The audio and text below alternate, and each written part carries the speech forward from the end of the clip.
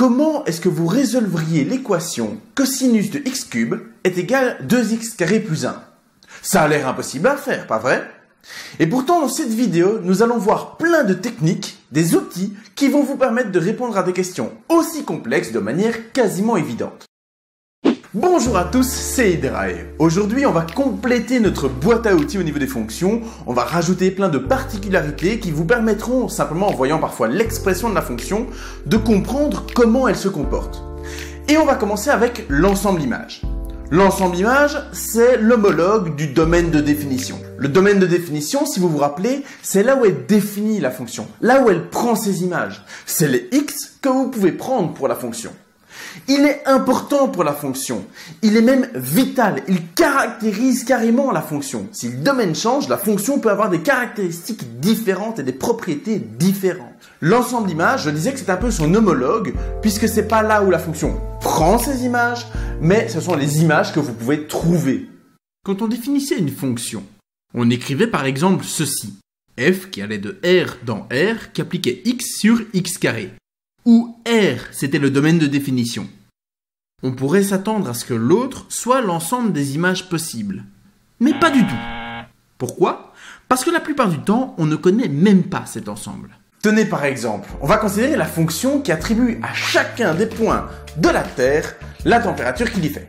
Mais genre, la température précise, avec toutes les décimales, etc. Pas question de faire des approximations.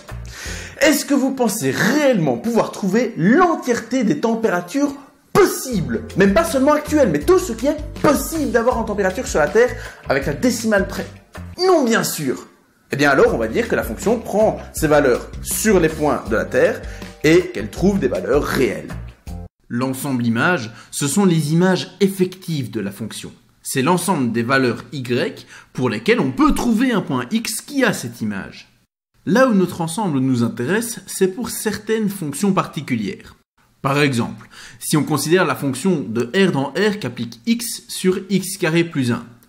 Comme un carré ne peut donner que des valeurs positives, l'ensemble image sera ici de 1 à plus l'infini. Autre exemple, vous savez que le sinus et le cosinus n'auront pour image que des nombres compris entre moins 1 et 1. Eh bien, leur ensemble image est l'intervalle moins 1, 1. Donc, déjà, on sait répondre à notre question de départ. Si les deux fonctions sont égales en un point, son image doit être 1. On voit que 2x carré plus 1 ne vaudra 1 quand x égale 0. On vérifie de l'autre côté et bingo, cosinus de 0, ça fait 1 et on a notre unique solution. Ce qui peut être extrêmement utile aussi, c'est que cet ensemble d'images n'est pas des valeurs infinies. La fonction ne va pas exploser à un moment vers l'infini ou vers moins l'infini. Par exemple, si à un moment vous devez attacher votre chien à un endroit, ce serait sympa que sa position reste bornée. Que le chien n'aille pas dire bonjour à la France ou au Canada en même temps, enfin vous avez compris. De la même manière, si on parle de physique ou de chimie et qu'on parle de dégagement d'énergie, je vous conseille vivement, mais très vivement, que votre dégagement d'énergie reste borné. Donc quand votre ensemble d'image est limité, c'est-à-dire qu'il ne va pas exploser vers plus l'infini ou vers moins l'infini, on dit que votre fonction est bornée. Donc ça veut dire que vous pouvez trouver un petit m et un grand m, tel que votre fonction va toujours rester comprise entre les deux. Petit m va être plus petit que l'image de n'importe quel point qui va être plus petit que grand m.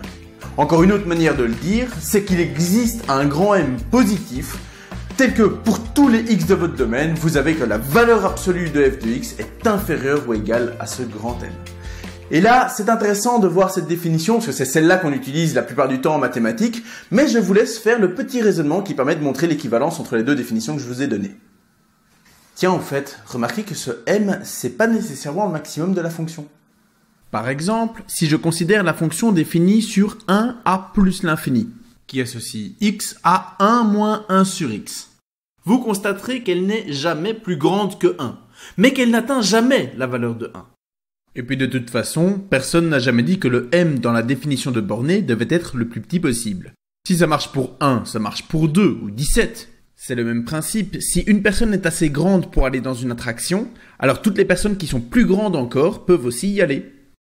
Bref, rien à voir avec un maximum ou un minimum de la fonction. Extrêmums qui sont d'ailleurs vachement importants à étudier. On cherche souvent à payer le moins cher, à payer le moins d'impôts. On cherche à avoir un maximum de points avec un minimum de travail. Bref, on cherche à optimiser les choses.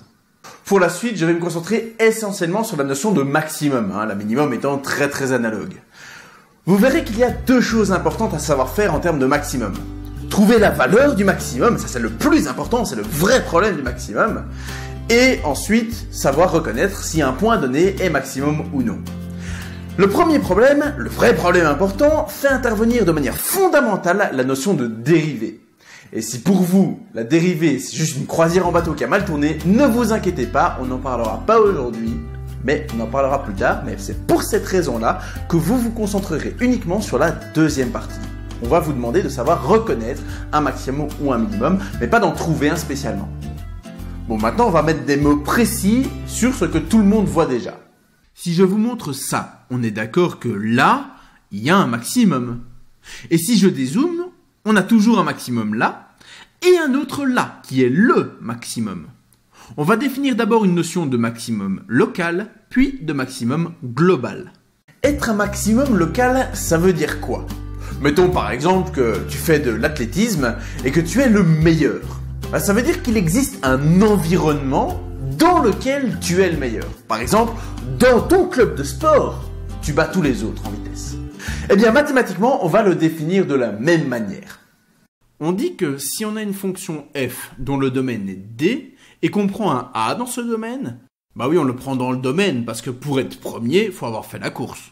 On dit que la fonction f a un maximum local f de A en A si on peut trouver I un intervalle ouvert, c'est-à-dire sans les bords, qui comprenne A tel que f de A soit plus grand ou égal à f de x pour tous les x du domaine dans l'intervalle. C'est exactement ce qu'on a dit avant. A, c'est toi, f de A, c'est ta vitesse, et donc dans un environnement I, ton club de sport, eh bien tu es plus rapide que tous les autres, c'est-à-dire f de A plus grand ou égal à f de x pour tous les autres x. Du club de sport, évidemment. Ouais, j'ai gagné, je viens de faire la course dans mon couloir et je suis premier. Ah oui, mais non, parce que dans notre définition, on a dit qu'on avait besoin d'un intervalle ouvert. C'est-à-dire, si on prend un intervalle CD ouvert, c'est-à-dire sans C et sans D, c'est toutes les valeurs strictement plus grandes que C et strictement plus petites que D. En fait, l'astuce, elle est qu'on veut pas qu'un intervalle contienne un élément tout seul. Bah oui, parce que si vous faites la course tout seul et que vous avez gagné, ça fait pas de vous le meilleur quand même. On va pas appeler ces points-là des maximums. Oui, ok, techniquement, on peut dire qu'on est le meilleur si on joue tout seul, mais mathématiquement, ça ferait de tous les points des maximums et des minimums. Avouez que c'est pas le plus intéressant du monde non plus. Bon, en fait, si vous voulez mon avis, notre définition, elle est toujours pas assez bonne. Bah oui, si on prend ce genre de fonction là, regardez le point là tout à gauche. Techniquement, si on prend notre définition, c'est un maximum. On se retrouve un petit peu dans le problème précédent. Oui, on a un intervalle ouvert, mais le problème, c'est qu'il n'y a aucun autre point dans cet intervalle ouvert. On retombe sur le même problème. En fait, là, on est censé définir la notion de point d'adhérence du domaine de définition. Mais là, ça va commencer à faire bien beaucoup de vocabulaire introduit, simplement pour dire qu'en fait, le point, il est collé au domaine de définition. Comme ça, il y a d'autres trucs dans l'intervalle ouvert. Simplement ça. Il y a une dernière chose dont j'aimerais parler avec vous dans cette définition.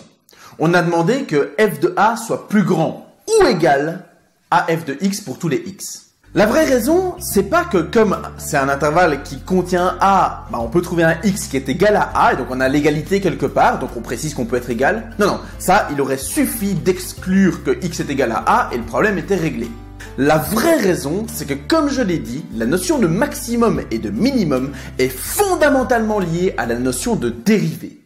Et les dérivées, c'est un outil si puissant qui va vous sortir des maximums et des minimums à tour de bras, que si les dérivés vous imposent d'accepter ce point comme maximum, on est prêt à en payer le prix et à accepter que dans une fonction constante, tous les points soient des maximums et des minimums. Alors je suis d'accord avec vous, c'est pas intuitif du tout, mais c'est vraiment pour vous permettre d'avoir des maximums et des minimums à tour de bras, là où la recherche à la main des max et minimums est vraiment difficile, voire j'imagine dans certains cas impossible.